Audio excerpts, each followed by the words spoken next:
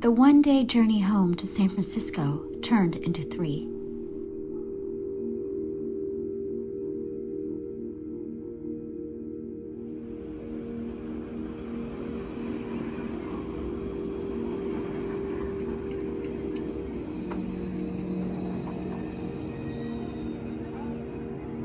I had been so immersed in packing and other errands that I was not aware French airport workers had begun striking.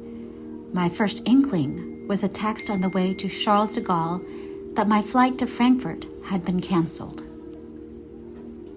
The airport was chaos. I spent 5 hours in line where I entertained myself by trying to figure out the drama of the family in front of me.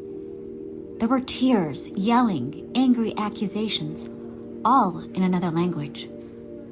When I finally got to the front of the line, I was told that they could book me a flight to Frankfurt, but not from Frankfurt to San Francisco because that flight had been booked through a third party. I declined this and called a third-party booking company who was able to get me flights the next day to Montreal and from Montreal to San Francisco. My travel insurance didn't cover this, so I was out of pocket. All other available flights earlier had been booked in the 5 hours I stood in line patiently.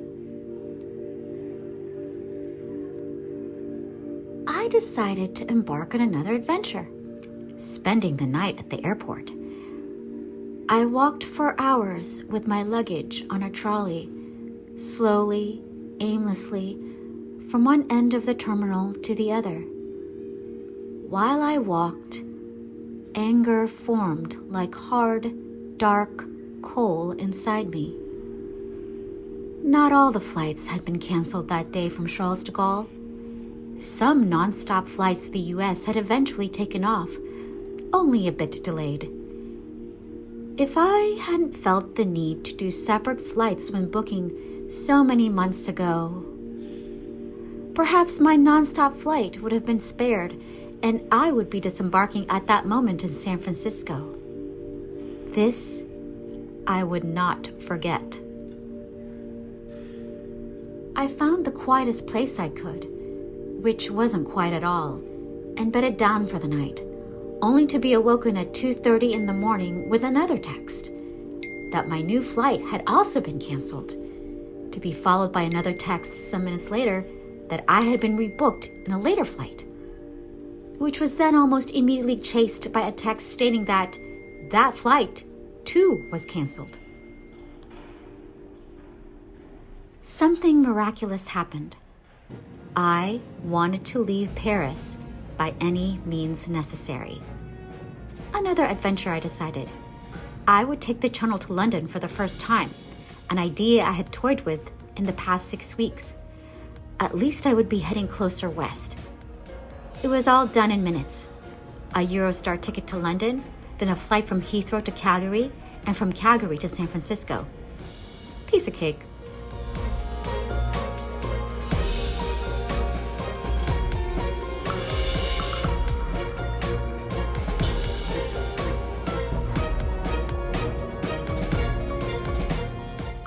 I was so excited to finally be going somewhere, but as soon as I took my seat in the train, I fell asleep and completely missed seeing any of the channel, waking up to the bright English countryside. I took a black cab for the first time ever, despite having spent some time in London before. The London cabbie told me there was a big parade in the city that day, so many streets were closed and there was much heavier traffic. Of course, I thought to myself, of course there would be a parade. Today.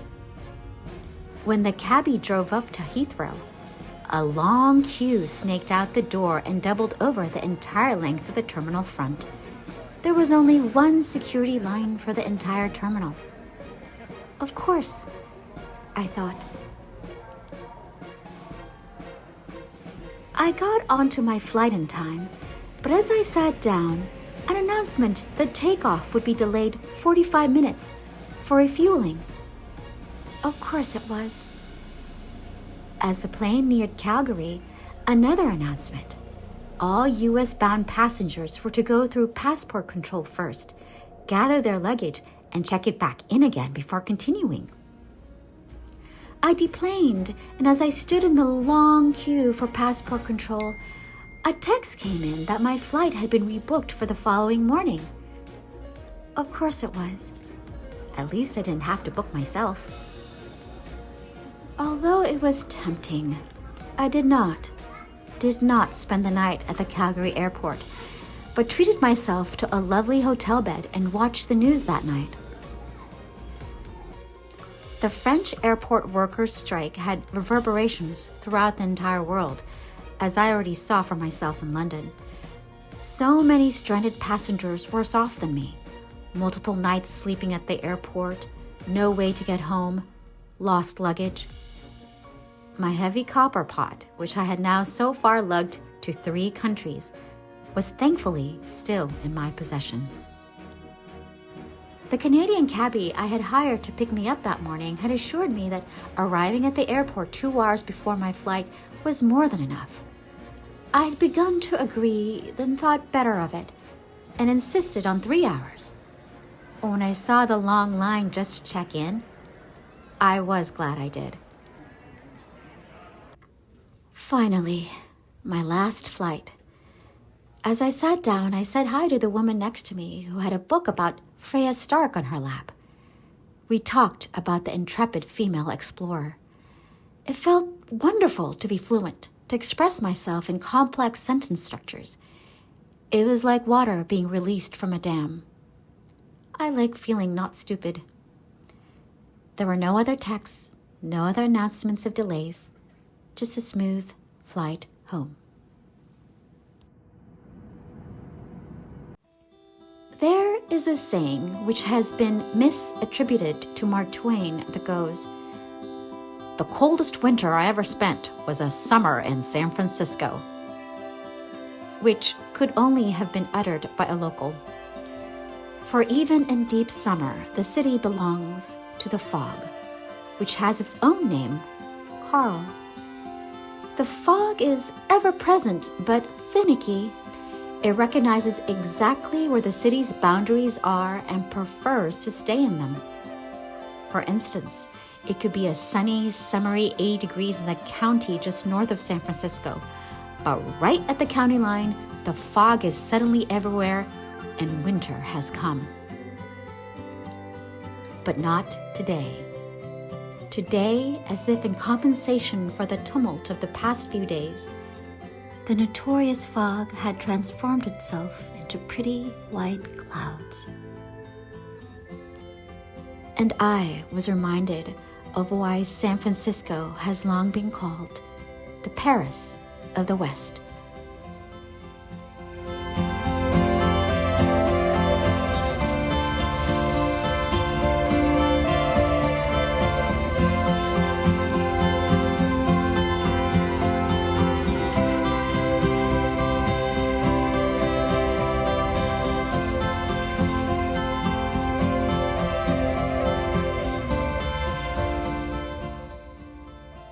I spent the next week in a fog of my own.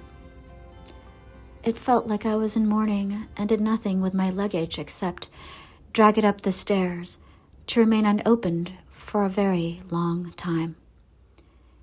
Inside were the clothes and things belonging to a woman who lived in Paris. Not me. I was like the bodies of the bugs that had lived then died in my sink while I had been gone, the plants that did not survive my absence. Until something awoke.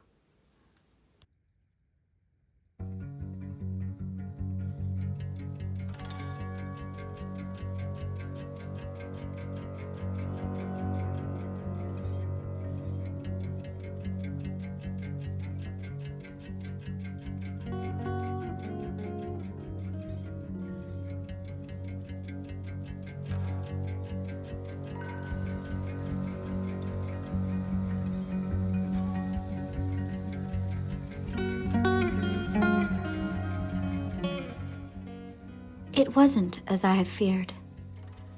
This California summer had not passed me by. There were still plenty of sun-filled days and adventuring to be lived. This is the place I thought of with longing when I had been in Paris. The blue sky, the rolling hills, the tall golden grass waving in the breeze, the cheerful California poppy, the air carrying the faint scent of the salty Pacific, and my giant redwood trees.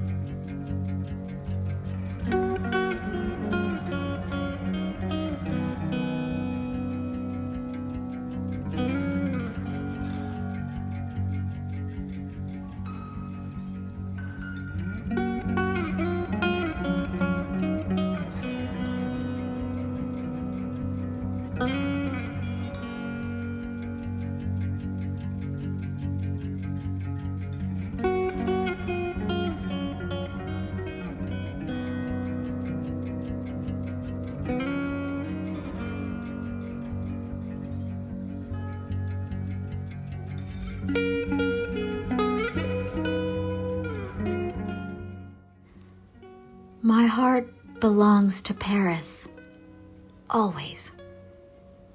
But my soul is made of forest. I was home at last.